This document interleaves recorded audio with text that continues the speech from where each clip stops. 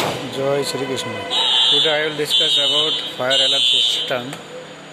How a fire alarm ring of if a small smoke is detected by the sensor in any condition.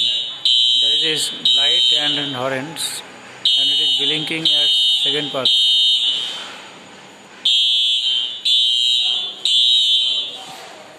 That's a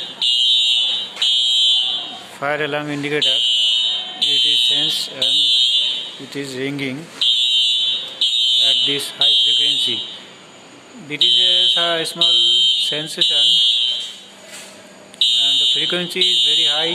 So if you sleep at that time, you will have to wake up by the noise of your ears, heart.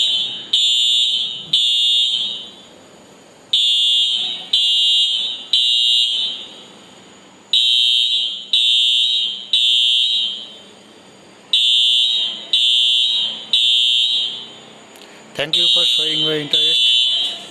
There is a manual call point and it was blinking means it is activated. There is a key for opening this and reset this button.